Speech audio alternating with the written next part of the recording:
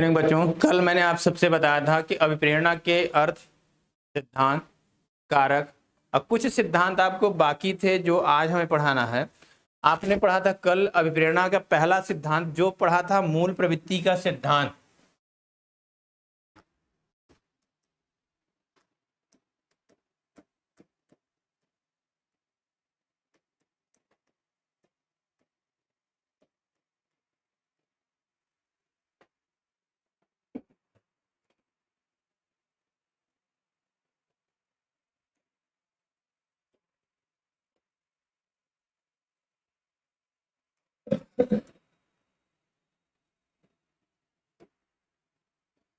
पहला सिद्धांत आपने पढ़ा था मूल प्रवृत्ति का सिद्धांत। अब आपको यह बताना है कि मूल प्रवृत्ति सिद्धांत का प्रतिपादन किसने किया था। जल्दी से कमेंट करिएगा। ठीक, मैकडूगल ने दिया था। अब प्रश्न यही उठता है कि इनके अकॉर्डिंग कितनी मूल प्रवृत्तियां होती हैं वो बताइए।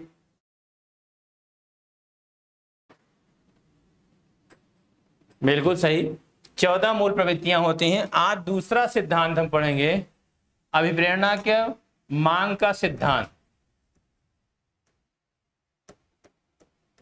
मांग का सिद्धांत, यही एक प्रश्न यह उठता है, इस सिद्धांत का प्रतिपादन किसने किया था पहली बार। इससे पहले तो हमें यह जानना है मांग के सिद्धांत को और किस नाम से जानते हैं। तो मांग के सिद्धांत को हम किस नाम से जानते हैं, आत्मीकरण के नाम से भी जानते हैं।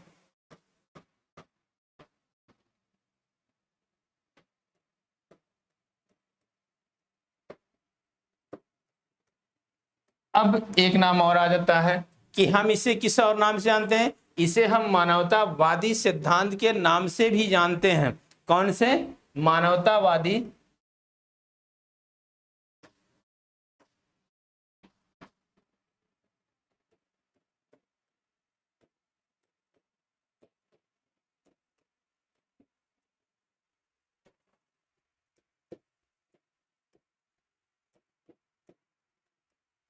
इसे हम आवश्यकता के सिद्धांत के नाम से भी जानते हैं।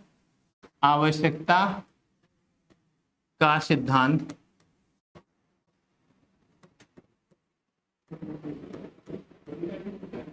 पहली बात, इसे हम मांग के सिद्धांत के नाम से, आत्मीकरण के नाम से, मानवतावादी सिद्धांत के नाम से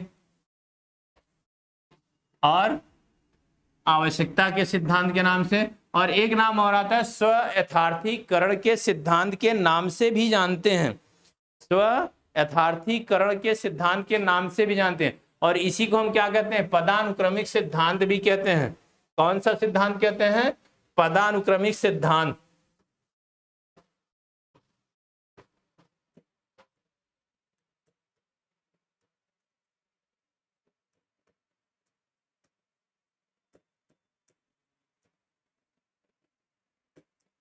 आपके एक नंबर का क्वेश्चन तो यहीं से आता है कि मांग के सिद्धांत के उपनाम बताइए, या मांग के सिद्धांत का उपनाम नहीं है तो आपके पास लिखा है मांग के सिद्धांत को हम क्या, आत्मीकरण का सिद्धांत, आवश्यकता का सिद्धांत, पदानुक्रमिक सिद्धांत, मानवतावादी सिद्धांत और स्व यथार्थीकरण के सिद्धांत के नाम से भी जानते हैं। अब सीधा सा प्रश्न आता है, इस सिद्धांत का प्रतिपादन किसने किया था। तो इस सिद्धांत का प्रतिपादन अब्राहम मैस्लो ने दिया था। और कब दिया था, 1954 ईस्वी में। अब यहां पर एक बात है, उन्होंने यह कहा कि मनुष्य के व्यक्ति के अंदर कुछ आवश्यकताएं होती हैं कि प्राणी के कुछ अस्तित्व बनाए रखने के लिए कुछ न कुछ आवश्यकता है, उस आवश्यकता को पूर्ति करने के लिए क्रियाशील होता है। इसके लिए उन्होंने इस कमी को पूरा करने के लिए उन्होंने कार्य करने की बात कही। इन्होंने इसको 5 भागों में बांटा। तो एक प्रश्न आपको यही बनता है कि आत्मीकरण सिद्धांत या मानवतावादी सिद्धांत या आवश्यकता के सिद्धांत को कितने भागों में बांटा गया है। तो कितने भागों में बांटा गया, 5 भागों में बांटा गया। 5 भागों में विभक्त कर दिया गया। कौन से, आवश्यकता का सिद्धांत। और इन्होंने पहला जो सिद्धांत का नाम दिया उसे हम कहते हैं जैविकी मांग। मांगों की प्रबलता के आधार पर ही इसे क्रम में रखा गया है। तो पहला आपके पास है जैविकीय मांग।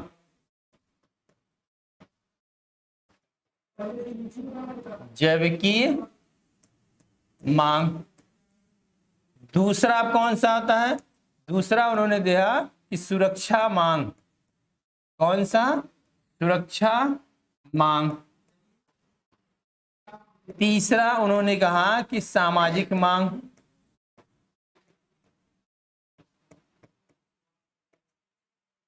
सामाजिक मांग। नंबर चौथा है स्वसम्मान मांग।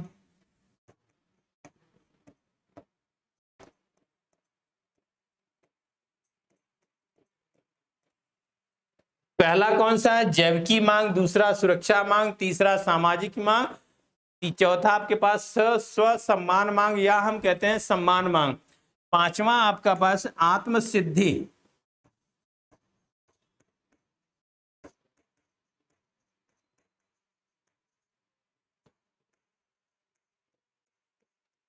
आत्मसिद्धि मांग। इसी को हम आत्मानुभूति भी कहते हैं।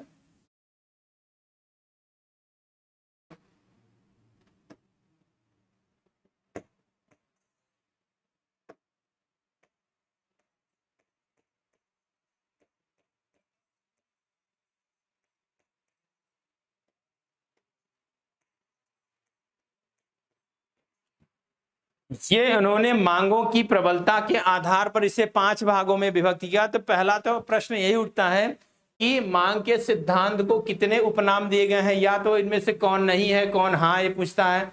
तो मांग के सिद्धांत को आत्मीकरण के सिद्धांत के नाम से, मानवतावादी के सिद्धांत के नाम से, आवश्यकता के सिद्धांत के नाम से, पदानुक्रमिक सिद्धांत से, और इसे हम स्व यथार्थी के नाम से भी जानते, स्व यथार्थीकरण के सिद्धांत के नाम से भी जानते हैं। क्लियर? अब ये सब अगला प्रश्न होता है कि इस सिद्धांत का प्रतिपादन किसने किया था? इस सिद्धांत का प्रतिपादन अब्राहम मैस्लो ने दिया था। अब कब दिया? 1954 ईस्वी में दिया। और इस मांग के सिद्धांत को कितने भागों में बांटा गया?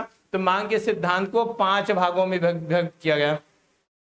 अब इसमें मांगों की प्रबलता के आधार पर रखा गया।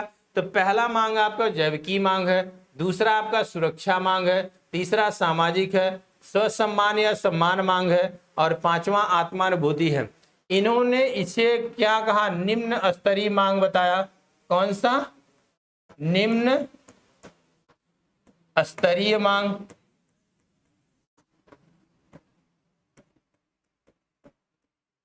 और इन 3 को क्या कहा? उच्च स्तरीय मांग बताया। कौन सा? उच्च स्तरीय मांग।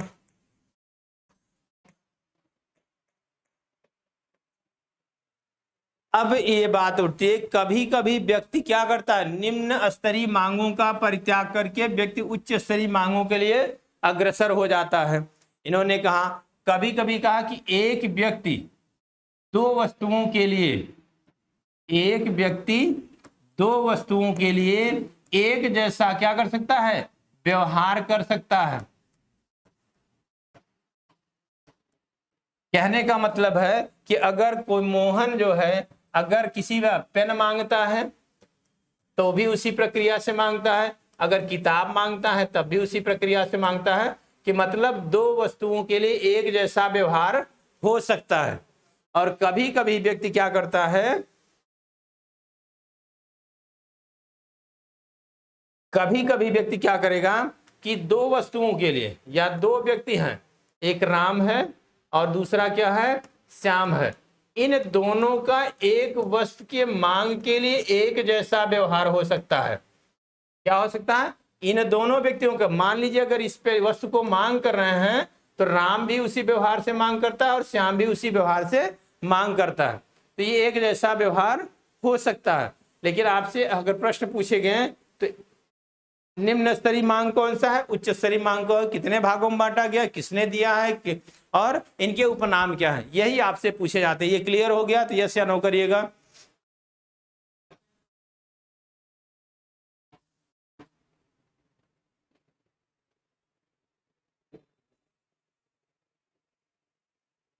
चलिए, श्वेता जी, अंकित जी, सुचित जी, संदीप जी, आप सबके अगर ये सारे सिद्धांत क्लियर हो गए हो, इनमें से कुछ है नहीं, आपको बताया गया कि मांग के सिद्धांत के क्या नाम है। तो मांग के सिद्धांत का आत्मीकरण के नाम से भी जानते हैं, मानवतावादी के नाम से भी जानते हैं, आवश्यकता के नाम से भी जानते हैं, पदानुक्रमिक सिद्धांत जानते हैं, और स्व यथार्थीकरण के नाम से भी जानते हैं। किसने दिया? अब्राहम मैस्लो ने दिया। कब दिया? 1954 में दिया। कितने भागों में बांटा? 5 भागों में बांटा। ये 5 कौन कौन से हैं?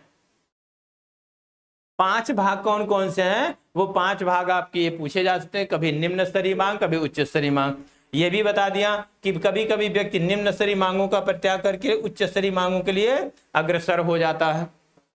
ठीक, अगला टॉपिक है आपके पास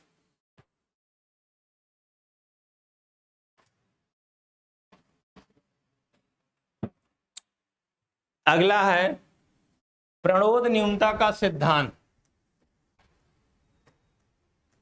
प्रणोद न्यूनता का सिद्धांत।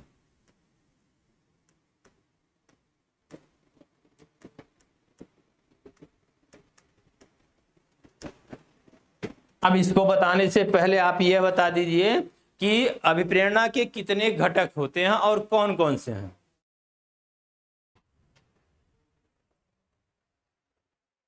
जल्दी कमेंट करिएगा। बिल्कुल सही, बिल्कुल सही, बिल्कुल अंकित। आपके ये उत्तर जो है प्रणोद न्यूनता के सिद्धांत का वहीं से समकक्षी मिलता है। पहली बात तो इस सिद्धांत का प्रतिपादक कौन है? इस सिद्धांत के प्रतिपादन लियोनार्ड हल हैं। कौन है? लियोनार्ड हल। अब इन्होंने इस सिद्धांत का प्रतिपादन कब दिया था? 1943 ईस्वी में दिया। कब दिया? 1943 ईस्वी में। अब सिद्धांत की बारी आती है। इन्होंने यह बताया कि व्यक्ति के अंदर या इस सिद्धांत के अनुसार या अनुक्रिया करने के लिए व्यक्ति के अंदर कुछ जैविकी कारक होते हैं जिसे हम बायोलॉजिकल ड्राइव कहते हैं। उनके कारण व्यक्ति क्रियाशील हो जाता है। जैसे उदाहरण के तौर पर भूख, दर्द से मुक्ति, जैसे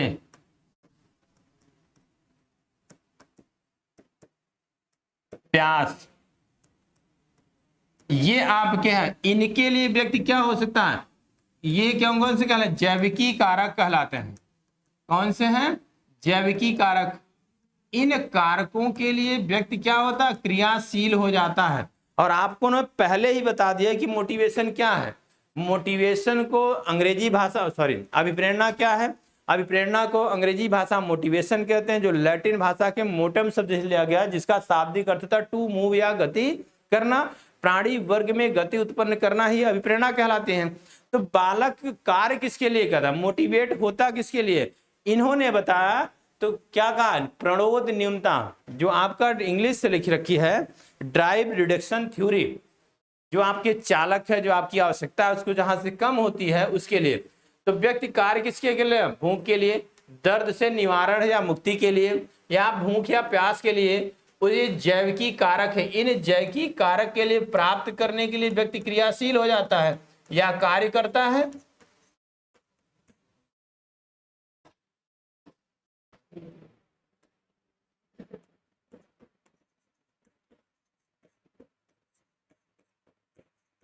ठीक,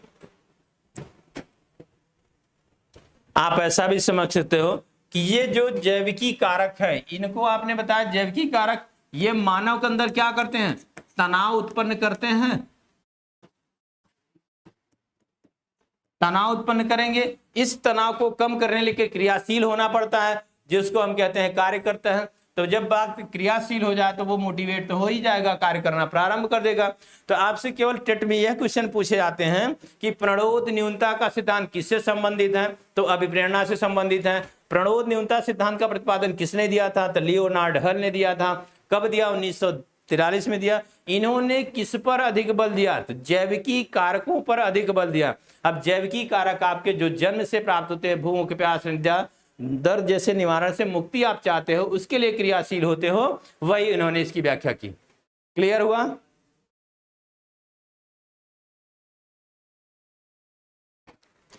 यहां आपको विशेष केवल ध्यान ये देना है कि केवल आपको, मैंने यह कहा कि पहली बात तो आपसे ये पूछे जाते हैं कि इस सिद्धांत का प्रतिपादन किया किसने, तो इस सिद्धांत का प्रतिपादन लियोनार्ड हल ने दिया। सीधा सा प्रश्न, कब दिया? 1943 में।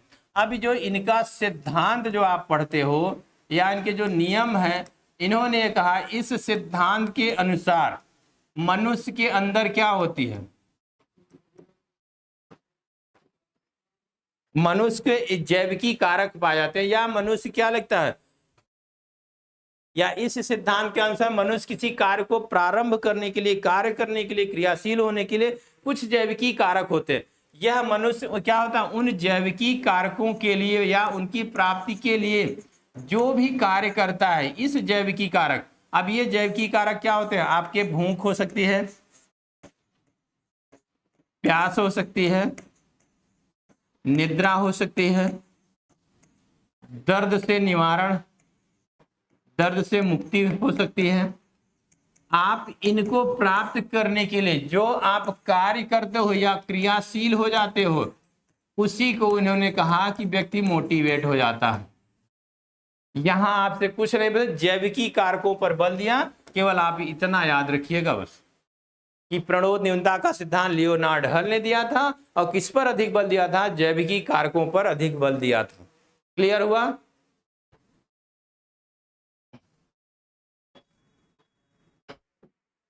चलिए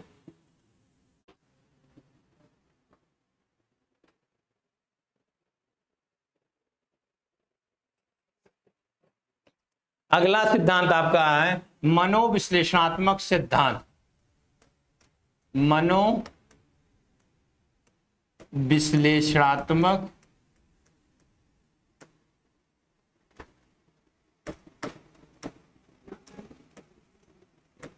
सिद्धांत। मनोविश्लेषणात्मक सिद्धांत का प्रतिपादन सिगमंड फ्रायड ने दिया था। जब भी कहीं नाम आए, चाहे पर्सनालिटी में आए, चाहे बुद्धि में आए, चाहे प्रेरणा में आए, चाहे कहीं भी नाम आए, चाहे मापन करने के सिद्धांत, जहां मनोविश्लेषणात्मक सिद्धांत लगता है वहां एक ही नाम आएगा जिसे हम कहते हैं सिगमंड फ्रायड।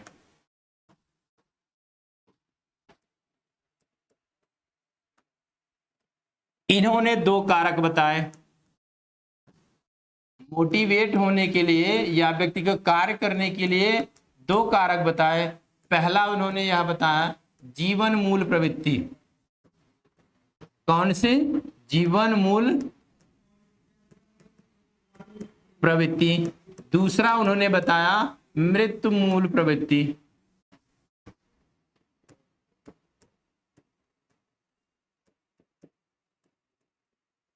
पहला उन्होंने कहा कि व्यक्ति क्या है, व्यक्ति को प्राण कार्य करने के लिए दो उत्तरदायी कारक होते हैं। एक तो पहला उन्होंने कहा कि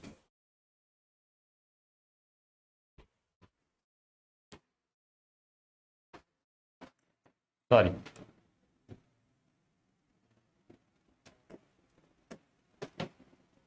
उन्होंने दो कारक बताए। जो का पहला कारक ये था, उन्होंने कहा कि पहला कारक अचेतन है। कौन सा है? अचेतन है। दूसरा कारक उन्होंने कौन सा बताया? मूल प्रवृत्ति है।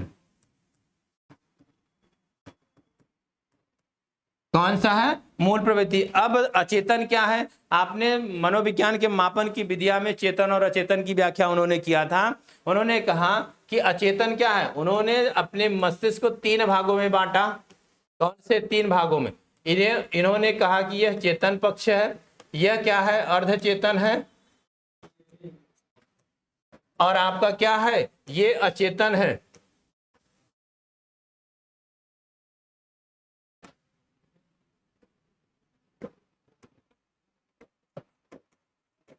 कौन सा? ये चेतन है, और ये क्या है? आपका अर्धचेतन है, और ये क्या है? अचेतन है। उन्होंने इस चेतन अचेतन के पानी में तैरते हुए बर्फ के टुकड़े से इसकी तुलना की। उन्होंने कहा कि जितना हिस्सा पानी के अंदर होता है उससे कहीं ज्यादा क्या है? क्या जो हिस्सा क्या है? ये दिखाई दे रहा और ये दिखाई, ये बीच की लहर की उन्होंने कहा कि जो प्रत्यक्ष रूप से दिखाई देता है उससे कहीं ज्यादा खतरनाक होते हैं अचेतन पक्ष होता है, तो दमित इच्छाओं की पूंजी होती है। ये क्या होगी? दमित इच्छाओं की पूंजी होती है जो व्यक्ति को क्रियाशील कर देती है, कार्य करने के लिए प्रेरित कर देती है। ठीक,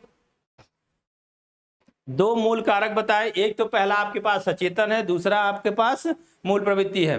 तो पहला जो अचेतन है, अचेतन आपकी दमित इच्छाओं की पूंजी होती है, वो चेतन पक्ष से कहीं अधिक खतरनाक होती है या अधिक शक्तिशाली होती है, जो व्यक्ति को क्रियाशील या व्यवहारशील बना देती है।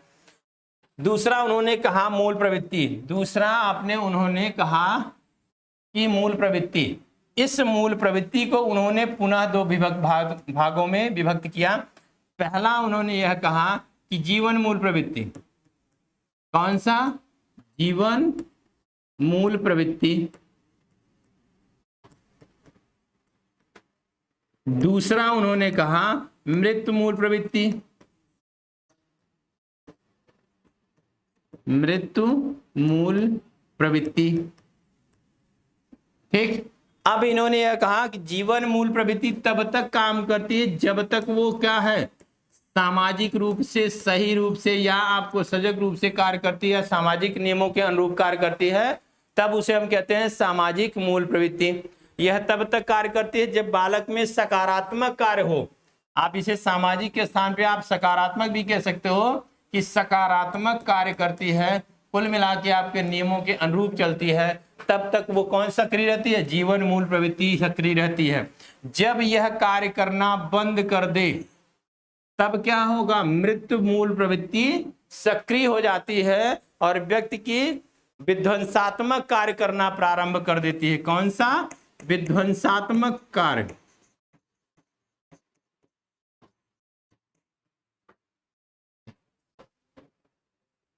विध्वंसात्मक कार्य करना प्रारंभ कर दिए। अब आपके पास सीधा है, सिगमंड फ्राइड के अनुसार कितने मूल प्रवृत्ति को कितने भागों में बांटा? उन्होंने दो भागों में बांटा। ये आपसे पूछा गया है कि जीवन मूल प्रवृत्ति या मृत्यु मूल प्रवृत्ति किसने विभक्त किया? तो सिगमंड फ्राइड ने कहा था। और उन्होंने दो कारक बताए मोटिवेशन के लिए, पहला तो अचेतन है, दूसरा आपका मूल प्रवृत्ति है। मूल प्रवृत्ति का वर्गीकरण दो प्रकार से बताए गए। ये क्लियर हो गया?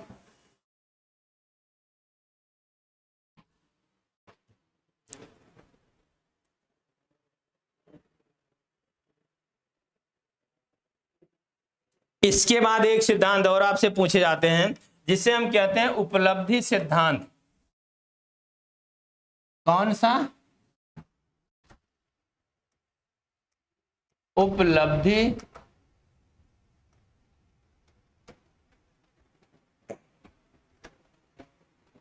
इसका प्रतिपादन कहते हैं कि डीसी मैक्सीलैंड ने दिया था। इसे हम कहते हैं उपलब्धि या निष्पत्ति अभिप्रेरणा सिद्धांत। क्या कहते हैं? उपलब्धि या निष्पत्ति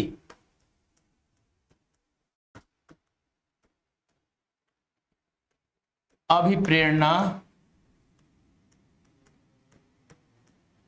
सिद्धांत।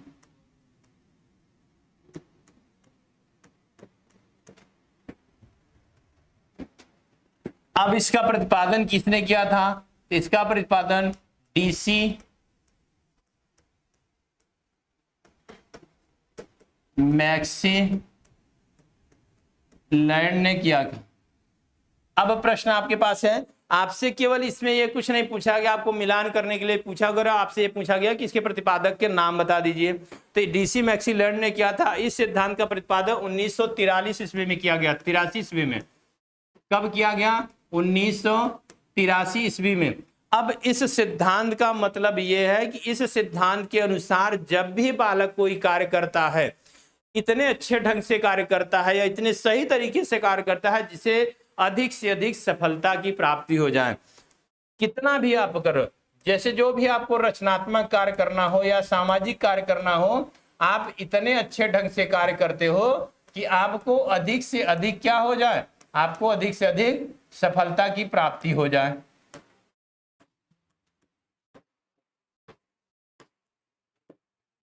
क्लियर हो गया?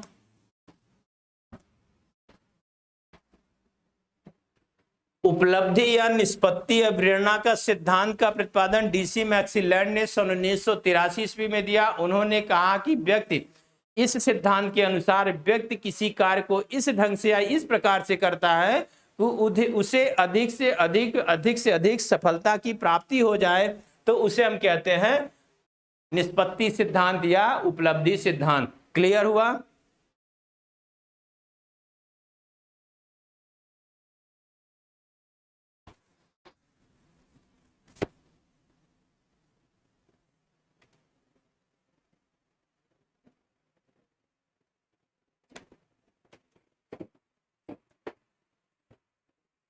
इसके अलावा कुछ सिद्धांत के केवल आपसे पूछे जाते हैं, प्रतिपादकों के नाम पूछे जाते हैं कि यह किससे से संबंधित है।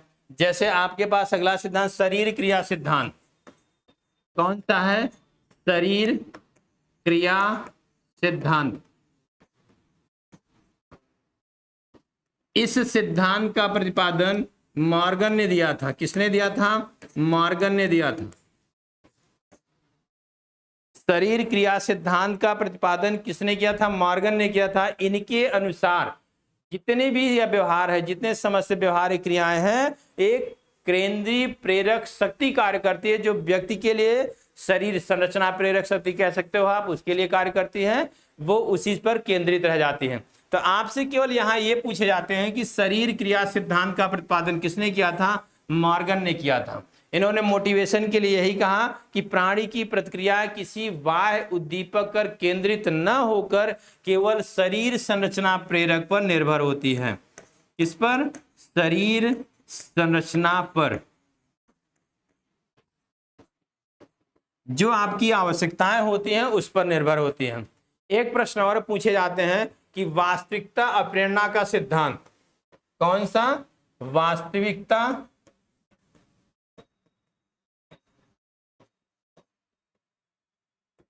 अभिप्रेरणा का सिद्धांत।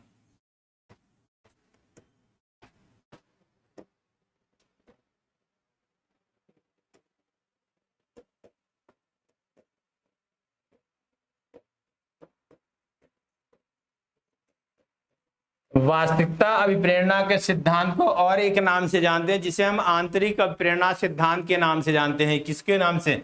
आंतरिक अभिप्रेरणा के नाम से जानते हैं। इसका प्रतिपादन हार्लो ने दिया था। किसने दिया था? हार्लो ने दिया था। और कब दिया था? 1950 में इसमें दिया था। कब दिया? 1950 ईस्वी में दिया। और इनके अनुसार इन्होंने अपने कई प्रयोग किए थे, जिसमें बंदरों पर अधिक से अधिक किया था। उन्होंने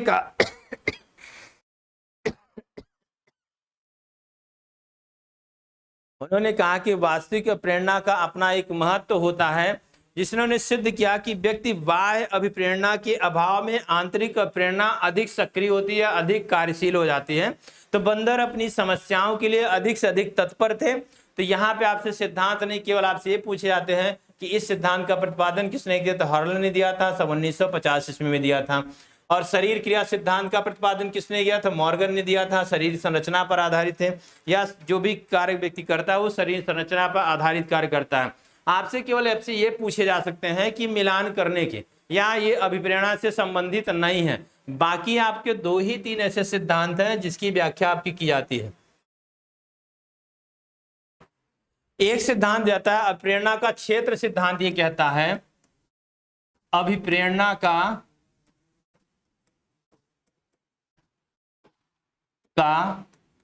क्षेत्र सिद्धांत। अभिप्रेरणा का क्षेत्र सिद्धांत ये कहता है कि व्यक्ति जहां निवास करता है उस एरिया में रहने वाले सामाजिक वातावरण पे अधिक प्रभाव पड़ता है। किस पर? सामाजिक वातावरण से व्यक्ति क्रियाशील हो जाता है, उससे कार्य करते। कहने का तात्पर्य है जिस जगह पर वो रहता है, जिस जगह निवास करता है, तत्कालीन सामाजिक क्षेत्र, जो तत्कालीन सामाजिक क्षेत्र है उससे वो प्रभावित होता है, उसके लिए क्रियाशील है। मान लिया उदाहरण के लिए कुछ ऐसे एरिया है जहां पर डॉक्टर अधिक हों या जहां पर अध्यापक अधिक हों, तो वहां पर उन क्षेत्रों का प्रभाव अधिक पड़ता है, व्यक्ति इन्हीं के लिए कार्य करना शुरू कर देता है। तो वो कहता है क्षेत्र आधारित सिद्धांत। इसी पर एक और आता है कि लक्ष्य, लेकिन इनके प्रतिपादक नहीं पूछे जाते हैं, अभी तक कोई परीक्षा में नहीं पूछे गए। केवल आपसे ये हो सकता है कि मिलान करने में या उस जगह मदद कर सकता है कि ये सिद्धांत किससे संबंधित है। बाकी अभिप्रेरणा का सिद्धांत आपका समाप्त हो चुका है। इससे संबंधित जो भी बातें थी वो आप पूछ सकते हैं। जो अगर टॉपिक ना समझ में आया है वो दोबारा आप पूछ सकते हैं, हम पुनः रिवीजन कर सकते हैं। मैंने आपको यह बताया कि अभिप्रेरणा, पहली बात तो यह है कि अभिप्रेरणा शब्द की उत्पत्ति क्या है। एक प्रश्न यह है कि अभिप्रेरणा शब्द की उत्पत्ति किससे हुई थी? मोटम शब्द से हुई थी, जिसका शाब्दिक अर्थ होता है टू मूव या गति करना, इतना बताया था। और इसके बाद इसमें क्या, प्राणी वर्ग में गति उत्पन्न करना, क्या है, प्राणी वर्ग में गति उत्पन्न करना, ये सिद्धांत ये आपको बताया। इसके बाद आपको डिफिनीशन बताई थी। गुड ने कहा कि अभिप्रेरणा किसी कार्य को जारी करने, नियंत्रित करने तथा बनाए रखने का कार्य करती है। फिर मैंने आपसे कुछ ऐसे सिद्धांत दिए, कुछ अप्रेरणा के तत्व बताए। अप्रेरणा के आपके 4 तत्व थे।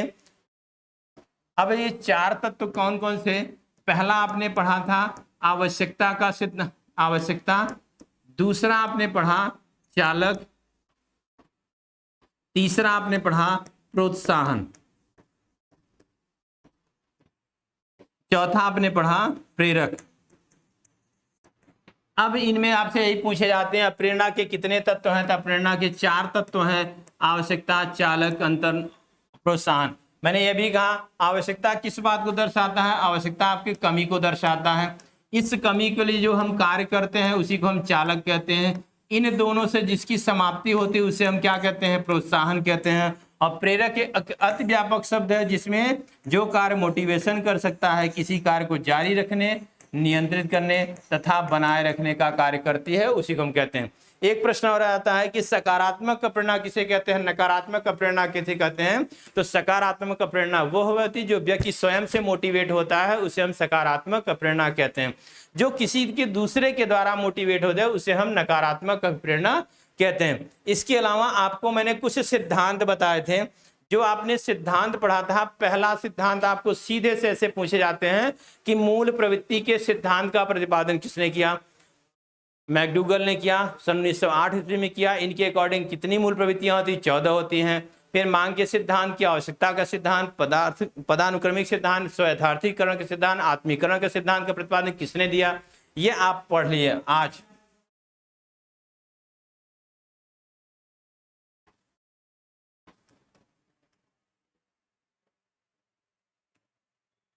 मैंने आपको यही बताया मांग के सिद्धांत के लिए। ये सीधे सीधे आप इतना ही रट लें, 1 नंबर आपका तैयार होगा कि सीधे से आपसे पूछे इनके उपनाम कौन से हैं, कौन नहीं, किसने दिया था, आपको ये क्लियर हुआ।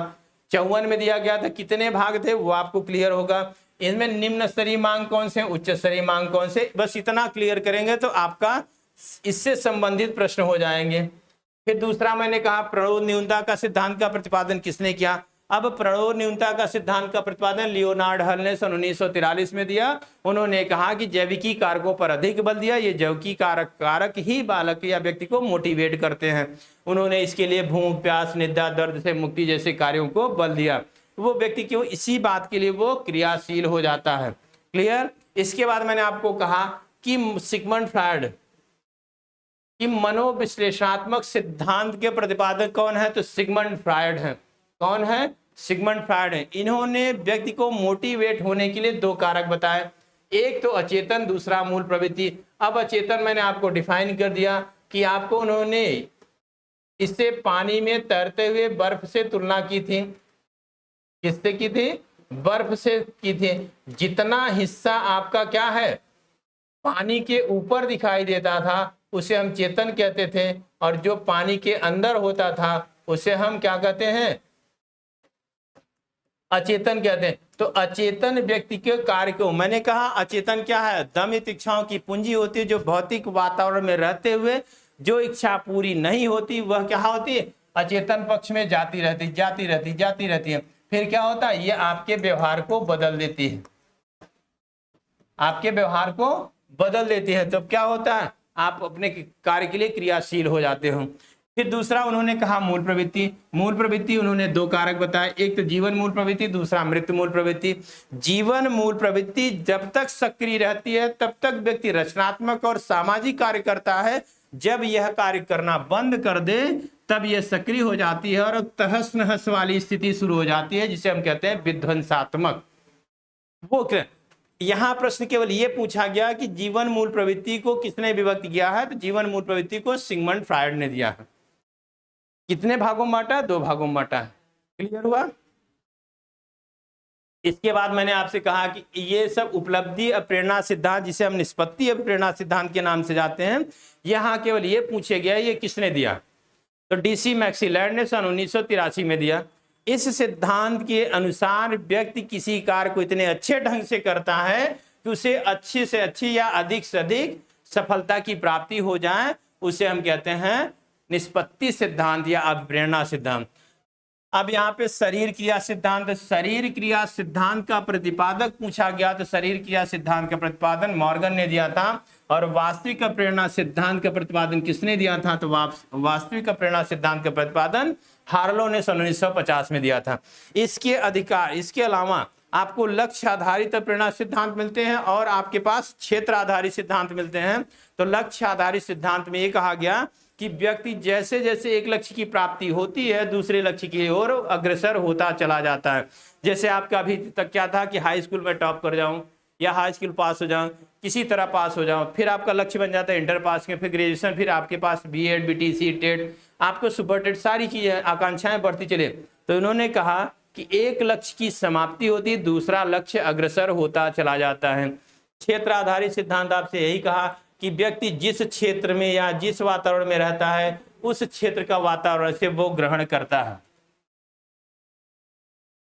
आपको ये कहा अप्रेरणा का क्षेत्र सिद्धांत, मैंने ये कहा कि जिस एरिया में व्यक्ति अगर डॉक्टर अधिक होते हैं या जिस घर परिवार में डॉक्टर अधिक होंगे तो वहां आपने देखा होगा कि डॉक्टर ही अधिक बनते हैं। जिस घर में अध्यापक हों तो ज्यादातर अध्यापक की ही बात करते हैं और वही क्षेत्र पर प्रभाव पड़ता है। इसी को कहा गया क्षेत्र आधारित सिद्धांत। ये बहुत इंपॉर्टेंट नहीं है, केवल आपसे यहाँ पूछे जाते हैं कि कौन है कौन नहीं है। तो अभिप्रेरणा के सिद्धांत के जितने भी टॉपिक थे आपके समाप्त हो चुके हैं। अगर कोई समस्या हो, कोई बात हो, कोई टॉपिक हो तो आप अभी भी कमेंट करके पूछ सकते हैं।